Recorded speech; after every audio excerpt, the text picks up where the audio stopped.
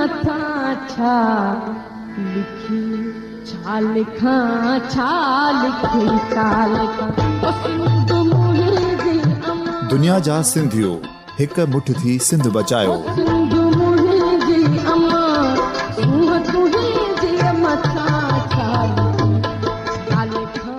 सिंध जो क़ौमी आवाज़ radio voice of Sindh London.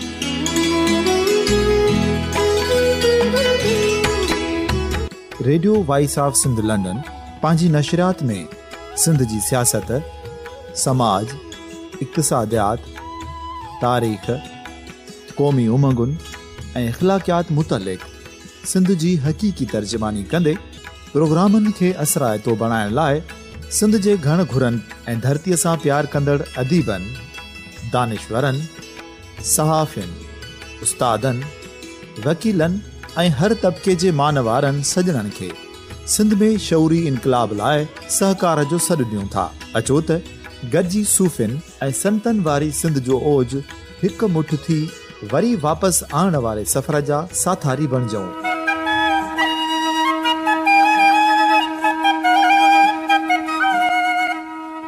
हिक नए सुबुह जी शुरूआत जो पड़ाॾो घर घर, ॻोठ ॻोठ ऐं शहर शहर ताईं पहुचायो। शाल सिंध आबाद ऐं ख़ुशहाल थिए, सिंधी माण्हू सुखियो ऐं सताबो थिए।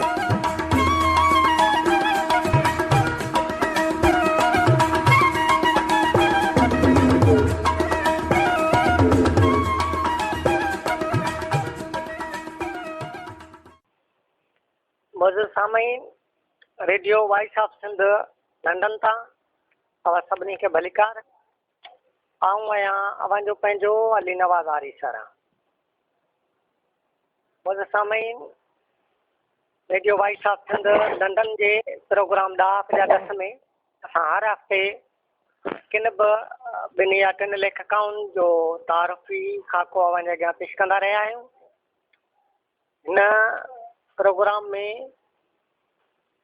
गुज़िरियल हफ़्ते असां तव्हांजे साम्हूं सिंधी ॿोलीअ जे टिनि मशहूरु लेखक आहिनि डॉक्टर सुरैया सोज़ डिपलाई, मीना ख़ुश्क बलोच ऐं सिमरन शुमरो बाबति तव्हांखे आगाह कयो। ऐं असांजे अॼोके हिन प्रोग्राम जूं जेके ॿ मानाइतियूं शख़्सियतूं आहिनि, मानाइतियूं लेखकाऊं आहिनि, उहे आहिनि हिकिड़ी सिंधी ॿोली जी मशहूरु कहाणीकार जंहिं सिंधी अदब में पंहिंजो हिकिड़ो अलॻि नालो छॾियो, पंहिंजी अलॻि छाप छॾी।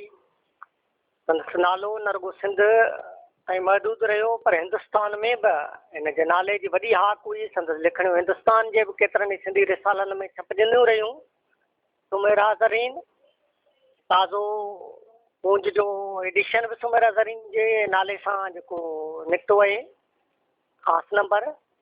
ॿी आहे असांजी ख़ूबसूरत कहाणीकारा शाइरा समीना मेमण, जेका टिमाही महिराण जी एडिटर पिणु आहे। सिंधी कहाणीअ खे जदत बख़्शींदड़ असांजी ख़ूबसूरत कहाणीकारा सुमेरा ज़रीन। सभ खां पहिरीं आउं चाहियां थो त सुमेरा ज़रीन बाबति जेको मुंहिंजो खाको लिखियलु आहे उहा आउं तव्हांजे अॻियां पेश कयां। के माण्हू अदब जा फ़िक्री वारस हूंदा आहिनि। शिकारपुर जी सरज़मीन अहिड़नि केतिरनि उमल माण्हुनि खे जनमु ॾिनो आहे जेके सच त सिंधी अदब जी फ़िक्री वारस हुअण जा सर चश्मा चई सघजनि था। ऐं हिते न सामीअ जो ज़िक्र थो करियां न वरी अयाज़ जो, उस्ताद फ़ानीअ जो, न अयाज़ जो ऐं न वरी अयाज़ जे तसलसुल न्याज़ जो।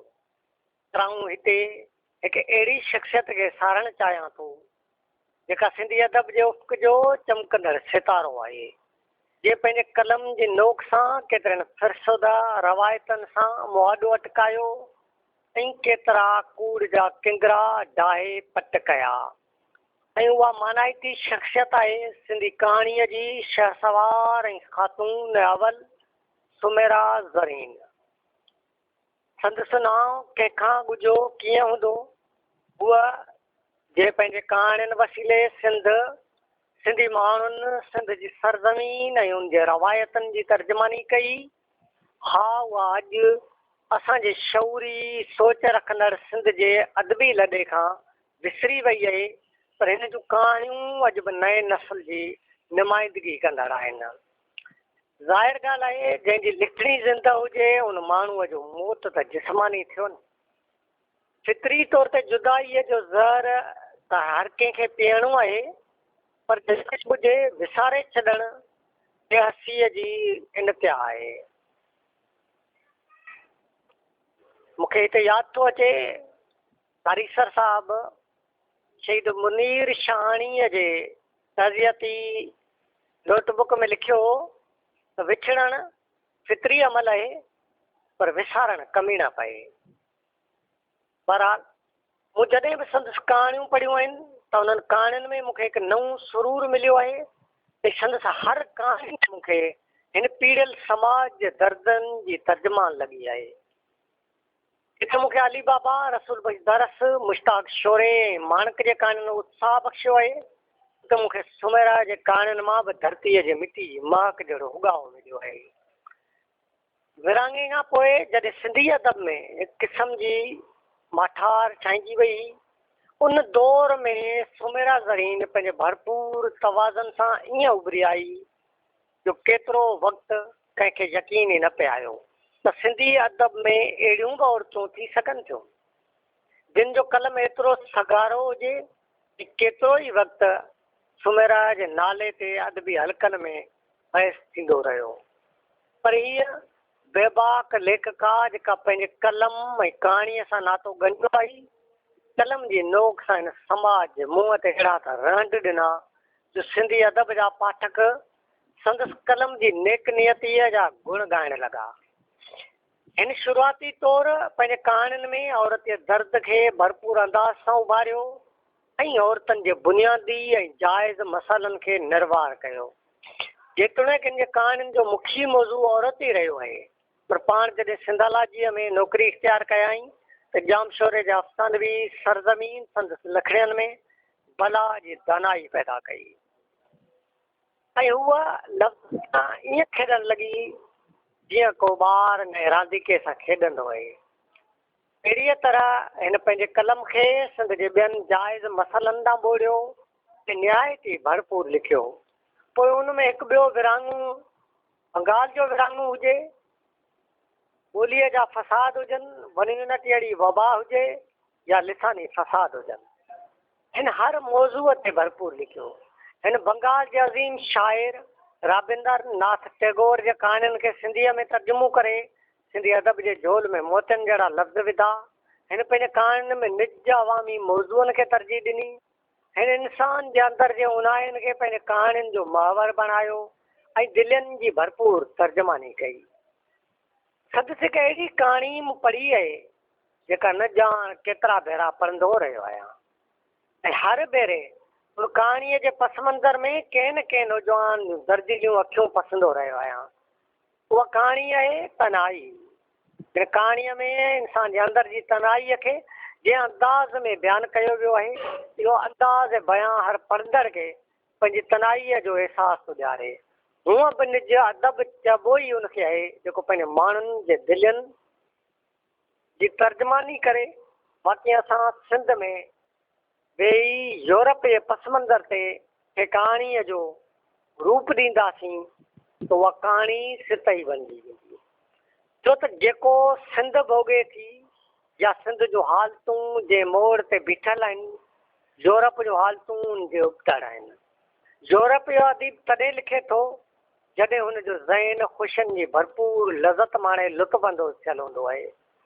इहो ई सबबु आहे जो नाविल खे ख़ुशहाल क़ौमुनि जो अदब सॾियो वियो आहे, पर असां वटि उनजे उबतड़ जेतिरा बि नाविल लिखिया विया आहिनि उहे बुख, बदहाली ऐं बेहसीअ जी हालत में लिखिया विया आहिनि। सुमेरा जूं कहाणियूं मजमूई तौरु सिंध जे पस मंज़र में लिखियल आहिनि। उनजो प्लाट बि ॻोठाणे माहौल मां खयल आहे त उनजो थीम बि दर्द वॾे देश जो ई आहे।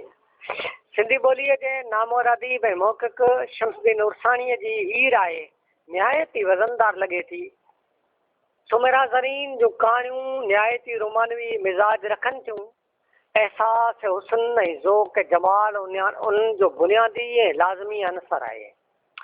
किरदार हैरत जज़्बे एहसास सां गॾु हर उन शइ जी जुस्तजू करे थो जंहिंमें खेसि हुस्न नज़र अचे थो। सुमेरा ज़रीन फरवरी 1944 ईस्वी ते सिंध जे तारीख़ी शहर शिकारपुर में जनम वरितो।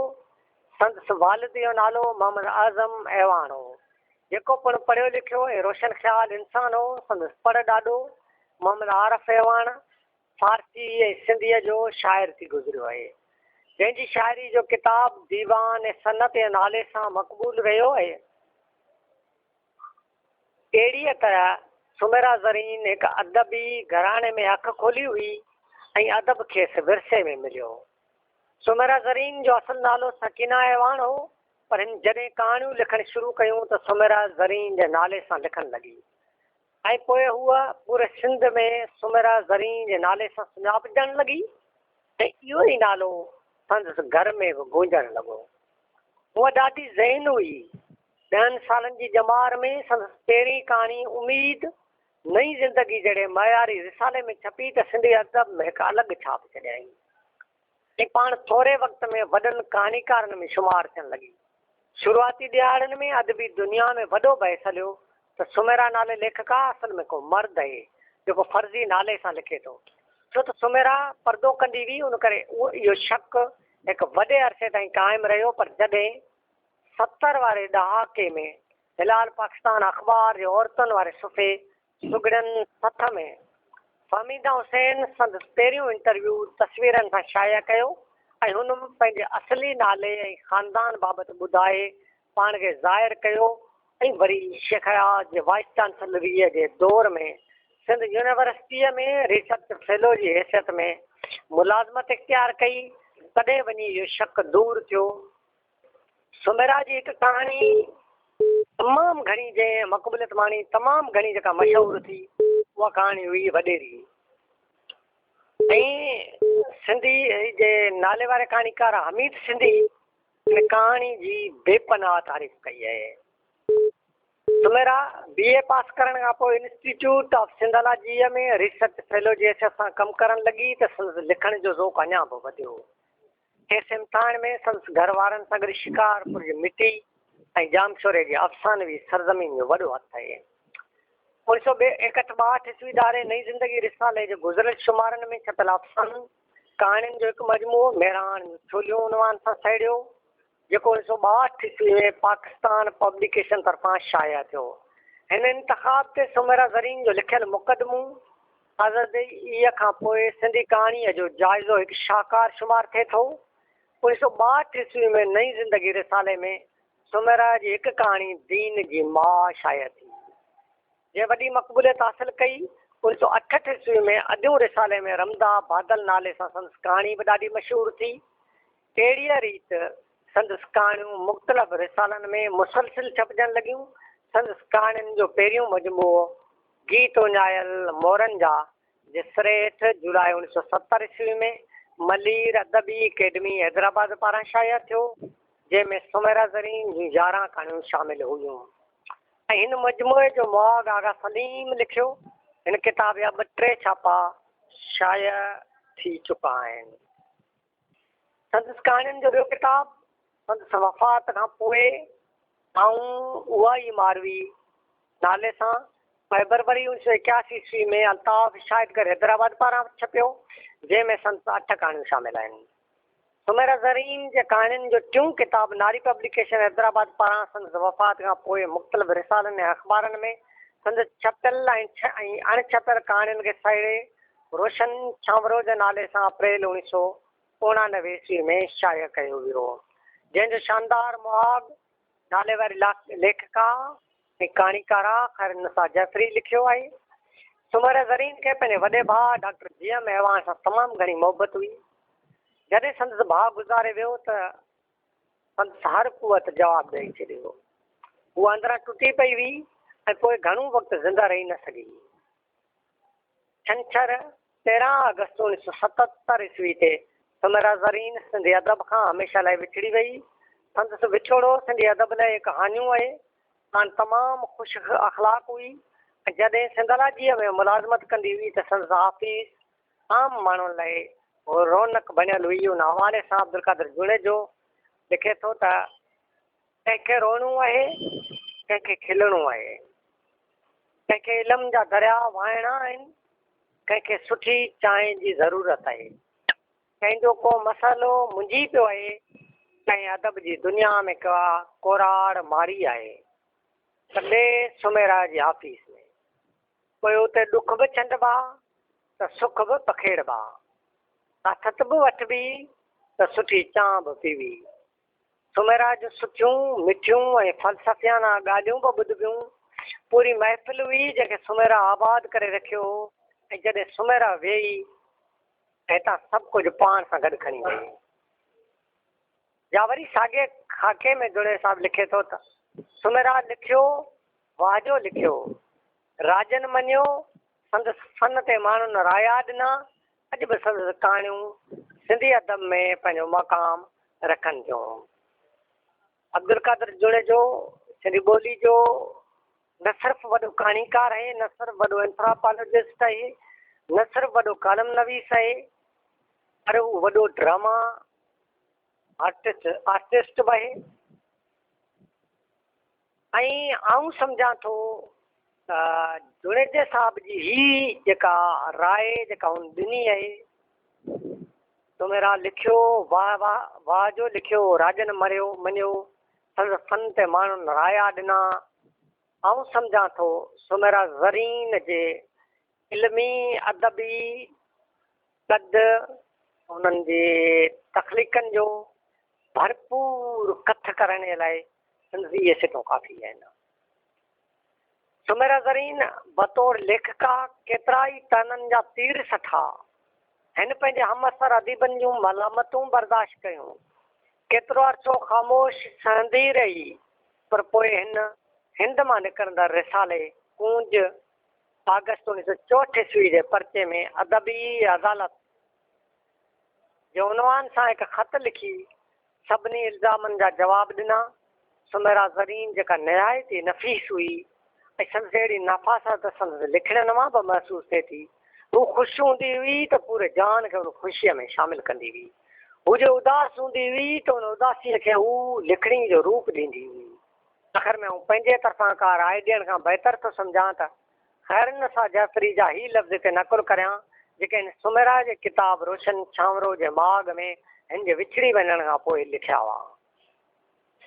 सुमेरा, तूं पंहिंजी शख़्सियत जे बाक़ी वसफ़नि खे मुंहिंजे अणछोए छॾे वञण खे बख़्श करे छॾिजांइ। जेकॾहिं मोहबतनि में को रुहानी रिश्तो आहे, हल त मौत जे विछोड़े तोखे असां खां छिनी परे करे छॾियो आहे। पोइ बि एतिरो सो ईमान अथमि, तुंहिंजी जिंदड़ी भल किथ बि क़बर जे तनायनि में क़ैद हुजे, पर तुंहिंजी जान हिते ई किथे असांजे आस पास परड़ा हणंदी हूंदी। हरन सां जाफ़री जूं ई सिटूं निहायती कमाल जूं आहिनि। ऐं वाकई हिकिड़ो फिक्शन राइटर ऐं उन जो विछोड़ो उहो कॾहिं बि विछड़ी नथो सघे। हू पंहिंजे तख़लीक़नि में ज़िंदा आहे। जॾहिं जॾहिं बि उनजे तख़लीक़नि खे पढ़िबो ईअं महसूसु थींदो ॼण हू माण्हू असांजे साम्हूं वेठो आहे, असां उन सां ई वेठा ॻाल्हायूं, असां उन सां ई वेठा कचहरी कयूं। त अहिड़े माण्हू अहिड़े तख़लीक़कार खे कॾहिं बि पंहिंजे पाण खां परे न पाइजे। सुमेरा ज़रीन जे कहाणियुनि ते डॉक्टर तमीना मुफ्ती सुमेरा ज़रीन जे कहाणियुनि में ख़ुदि मुख़्तियारीअ जो तसवुर जे उनवान सां हिकु बहितरीनु मक़ालो लिखियो, जंहिंमें सुमेरा जे कहाणियुनि में ख़ुदि मुख़्तियारीअ वारे नुक़्ते खे वाज़ह कयो आहे। हीउ मक़ालो सुमेरा जे अदबी पोरे खे सुठी मञता आहे। सामीन, हीअ असांजी ॿोली जी समाजड़ी कहाणीकार आहे जेका जेतोणीकि अॼु असांजे विच में मौजूदु न आहे, पर पोइ बि पंहिंजे तख़लीक़ुनि वसीले असां सां गॾु आहे, असांजे साथ में आहे, असांजे संग में आहे, असांजे अदब में आहे, असांजी ॿोली में आहे, असांजे रत में शामिल आहे। हीअ असांजी लेखिका सुमेरा ज़रीन ऐं हाणे आऊं अव्हांजे साम्हूं असांजी हिकिड़ी ॿी कहाणीकार आहे, शाइरा जमाई मेहरान जी मौजूदा एडिटर समीना मेमण जो तारफ़ तव्हांजे अॻियां पेश कयां थो। हिन ख़ाके जो उनवान मूं संदसी शाइरीअ मां चूंड कयो आहे, आओ त गुलाबी गीत आलापियूं। नामवर कहाणीकार ऐं शाइरा समीना मेमुण 6 मई 1965 ईस्वी ते मोरे में मोहम्मद खान मेमुण जे घर में जनम वरितो। इब्तिदाई तालीम अहमद शाह स्कूल मोरे मां, मैट्रिक NGV गर्ल्स स्कूल कराचीअ मां 1979 ईस्वी में, graduation Zubaida girls college Hyderabad मां 1985 ईस्वी ऐं मास्टर सिंध यूनिवर्सिटी जामशोरे मां मास कम्युनिकेशन शोबे में 1989 ईस्वी में कया आहिनि। हिन लिखण जी शुरूआत 80 वारे ॾहाके में कई, खेसि घर में अदबी माहौल मुयसरु थियो जंहिं हिनखे उत्साह ॾिनो।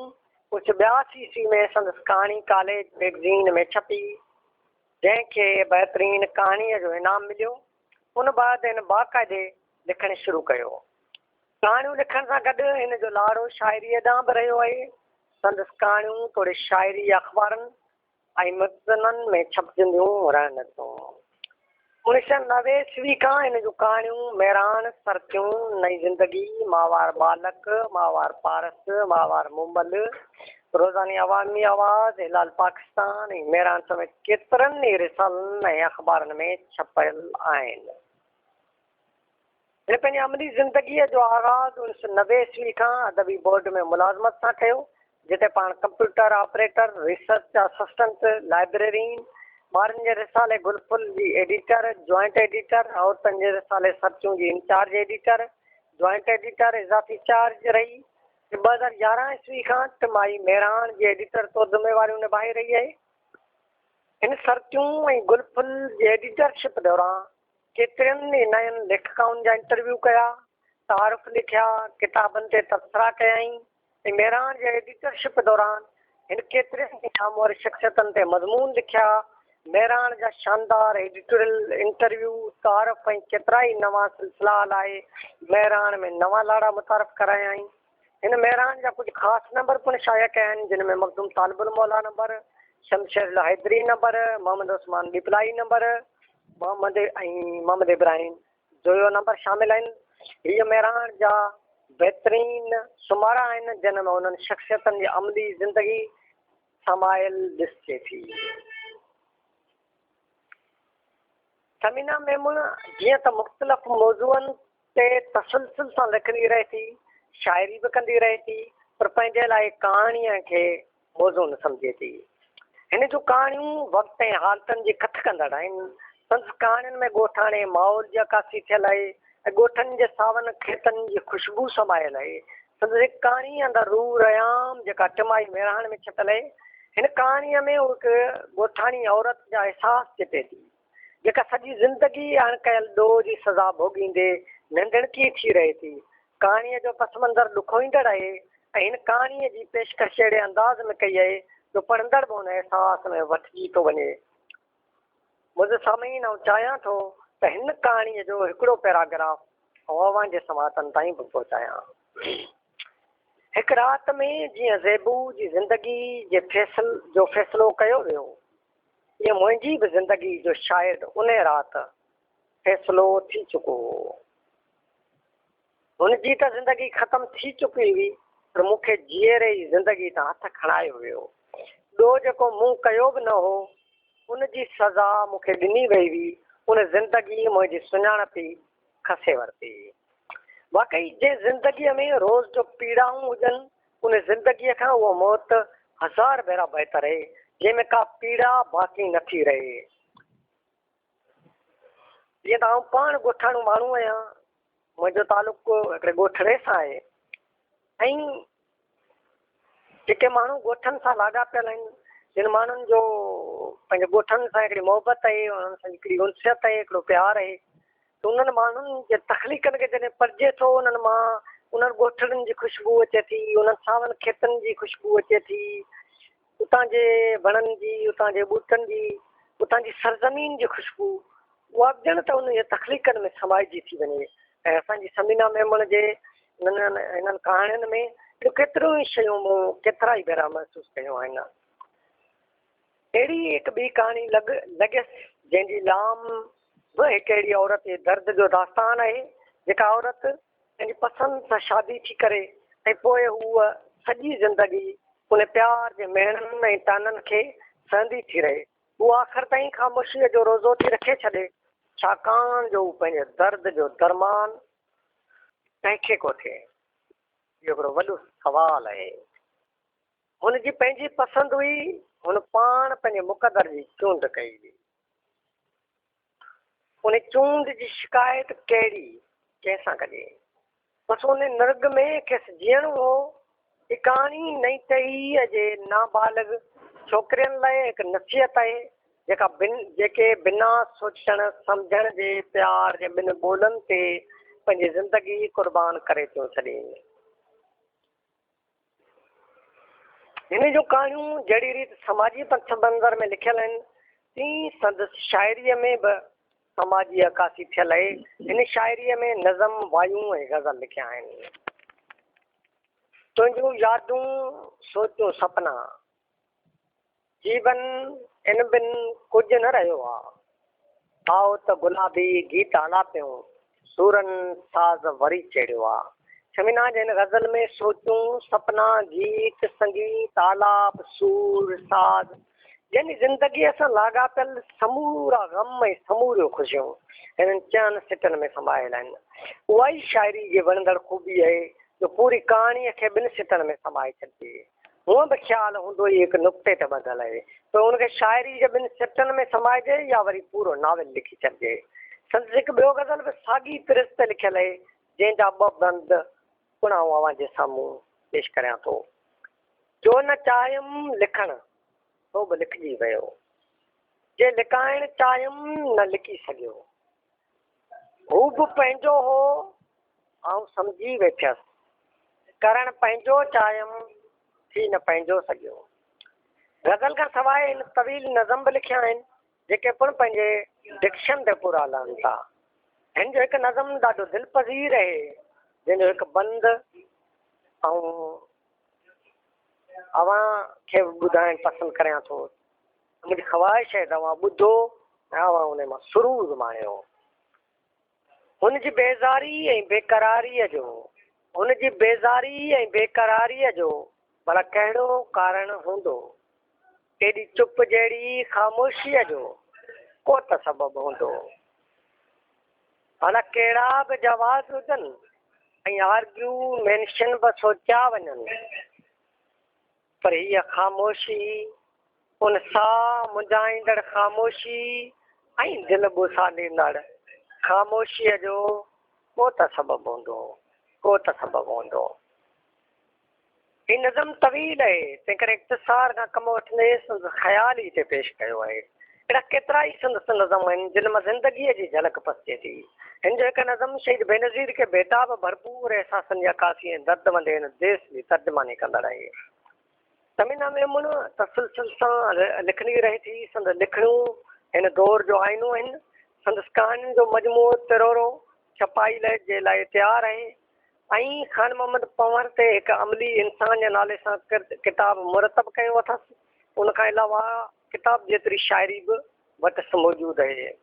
समीना जेतोणीकि हिकिड़ी मुतहरिक लेखिका आहे, मुसलसल लिखंदड़ लेखिका आहे, उनजो हिकिड़ो सबबु इहो बि थी सघे थो त हू टिमाही मेरान जी एडिटर आहे ऐं टिमाही मेरान जेको उनखे रोज़ जो संवारणो पए थो, रोज़ जो सुधारणो पए थो, उन में केतिरो तरमीमूं करणियूं पवनि थियूं, उन में केतिरा नवां लाड़ा ॾियणा पवनि था। इन हवाले सां हू ॼण त 24 कलाक जो मुतहरिक रहे थी, शयुनि खे ॾिसे थी, शयुनि खे परखे थी। उनखां अलावा हू निहायती कोऑपरेटिव ख़ातून पिणु आहे छाकाणि जो हिकु एडिटर जे लिहाज़ खां ऐं सम्झां थो त हुन में उहे समूरियूं ख़ूबियूं आहिनि जेके हिकिड़े एडिटर में हुजणु घुरिजनि। मुंहिंजे साम्हूं radio voice of Sindh London जे हिन प्रोग्राम सिंधी अदब में औरतुनि जो हिसो त ॾिनो अव्हां जे साम्हूं सिंधी ॿोलीअ जी नाले वारी कहाणीकार आहे सुमेरा ज़रीन ऐं असांजी ॿी कहाणीकार आहिनि शाइरा समीना मेमुण जा तफ़सीली ख़ाका जे साम्हूं पेश कया, जंहिंमें संदन लिखणनि जो अभ्यास बि हुयो, संदसि शाइराणा अहसास बि हुआ, संदसि तकलीफ़ूं बि हुयूं, संदसि शख़्सी जेको तारीफ़ बि हुयो जेको अवां ताईं पहुतो।